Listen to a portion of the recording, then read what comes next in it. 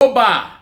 Sol na janela, plantas ficando mais, florescendo e ficando mais verdes. É uma manhã para comemorar o grande dia que foi ontem. Ontem, o presidente Jair Bolsonaro foi ao presidente do Senado, Davi Alcolumbre, e ao presidente da Câmara, o Rodrigo Maia, levando a proposta da reforma da Previdência do governo. Vi vários sinais positivos nessa entrega. Em primeiro lugar, a extrema competência técnica da equipe montada pelo economista Paulo Guedes para o Ministério da Fazenda do governo atual. O Bolsonaro chamava o Paulo Guedes de posto Ipiranga, né? Paulo Guedes demonstrou que realmente tem uma enorme competência, primeiro, para assumir o cargo, com toda a dificuldade que há de administrar as contas públicas no Brasil, depois do desastre do PT, do MDB e com a ajuda da oposição fajuta do PSDB.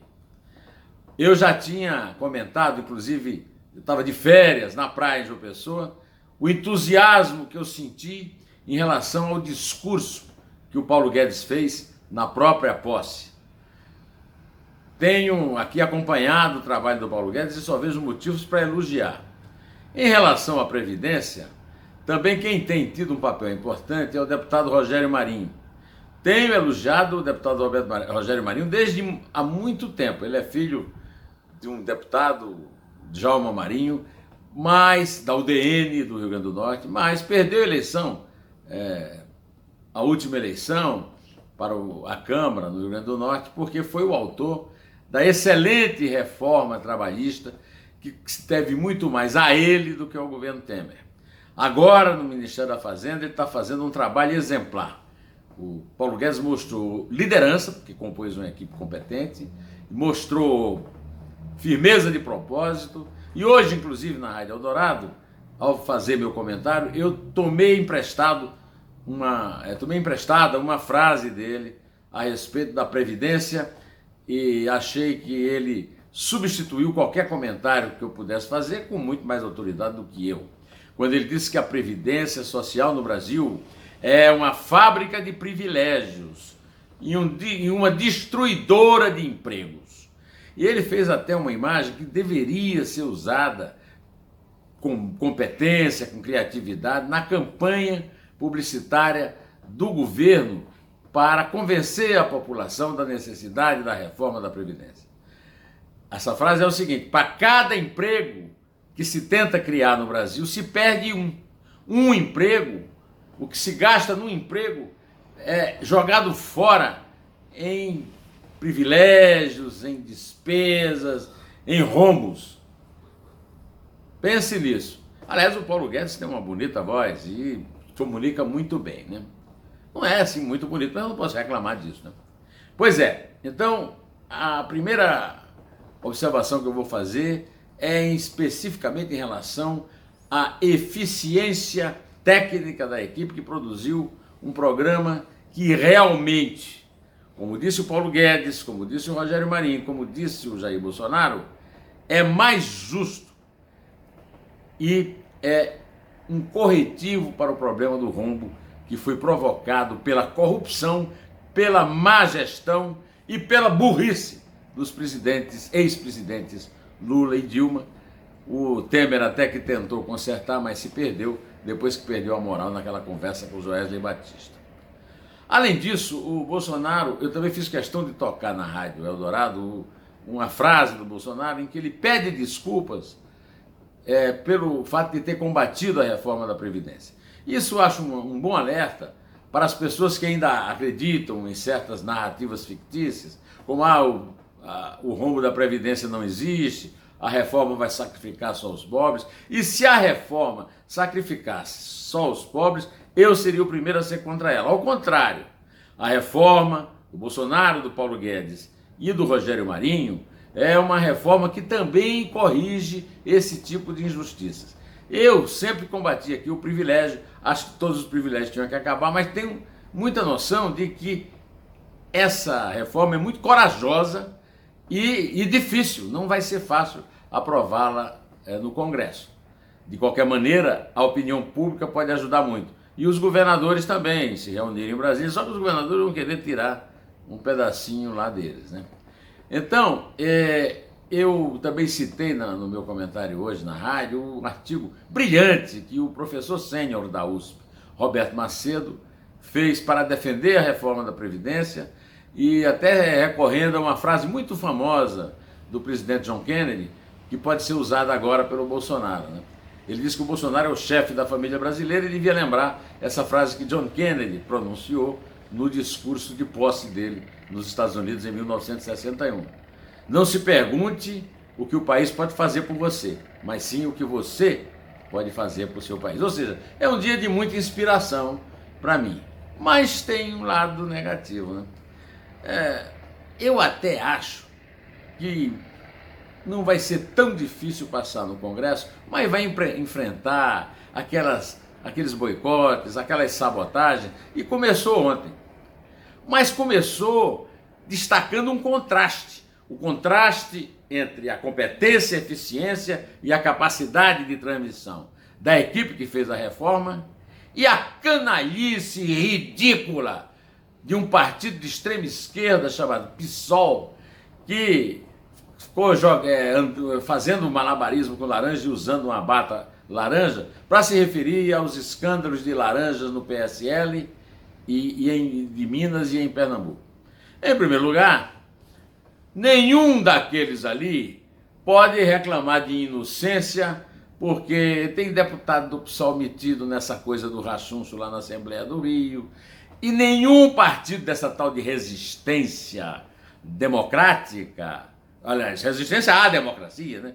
O Bolsonaro foi eleito democraticamente. Nenhum partido desse de esquerda pode reclamar presunção de inocência em matéria de laranjal, viu?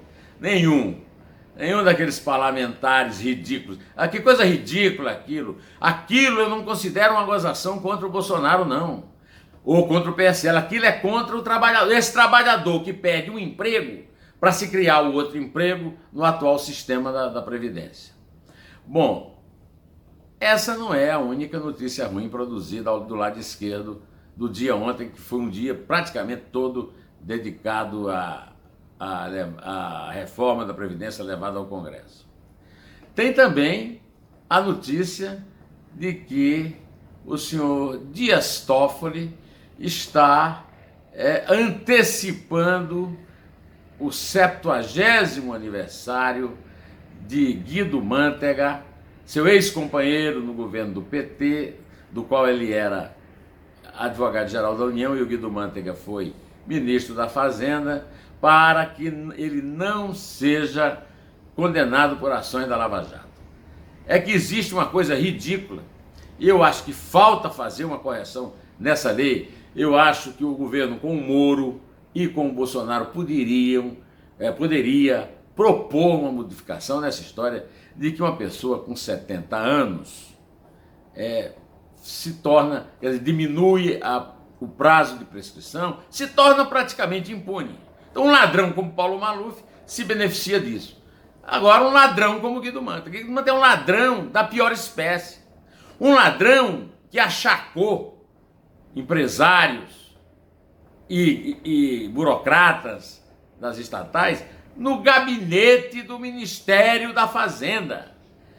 Ele foi um ministro muito longevo, passou muito tempo na Fazenda, usava o seu próprio gabinete, conspurcando o espaço público, conspurcando a República para corromper, para pegar propina para o PT, e ele era que ser punido. O fato dele ser...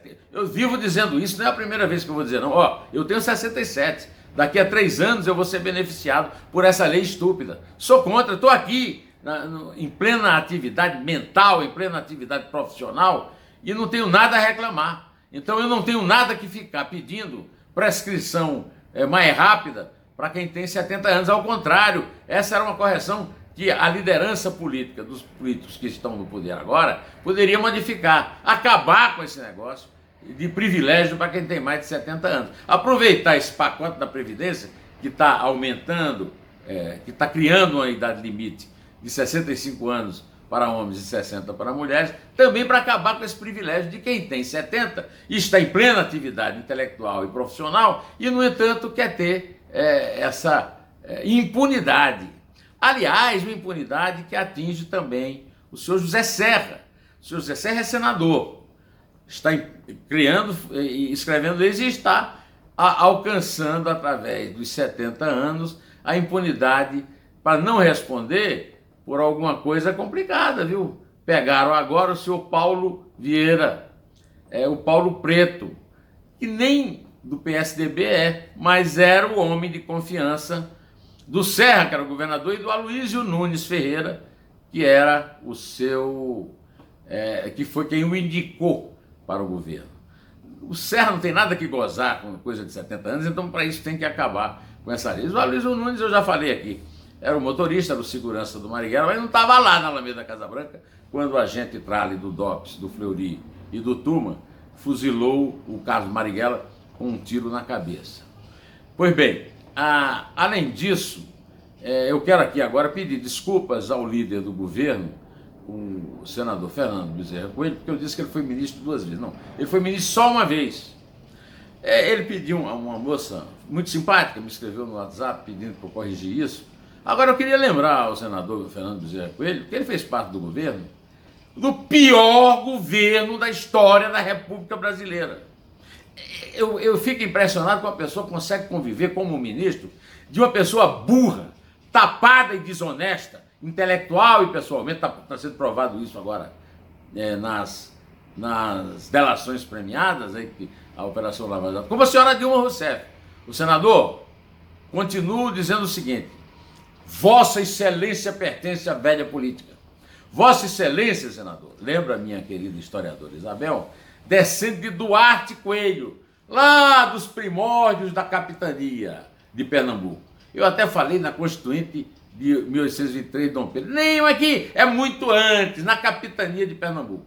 E foi ministro realmente só uma vez e votou a favor do impeachment da Dilma, não contra, como eu disse. Desculpe, senador, mas eu continuo fazendo a crítica.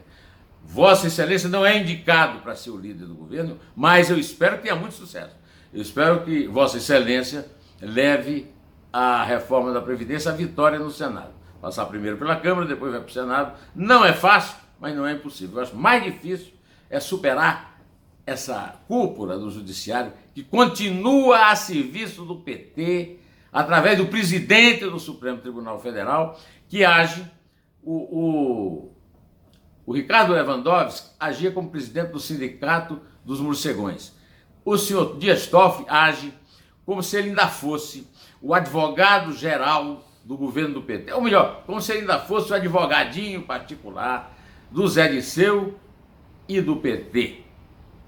Isso contraria o fato desse senhor ter dado esse privilégio ao Guido Mantega, não tendo renunciado ao direito de decidir sobre isso, até procurando esse direito, por ter sido colega dele de governo, é um absurdo, mas que teria que ser resolvido nessa República. É mais um tema para um pedido de impeachment desse senhor, pelo meu querido amigo Modesto Carvalhosa. Pois bem, nesse bom dia de sol na janela e de amor no coração, eu me despeço, direto ao assunto. Em pé, e só a verdade nos salvará.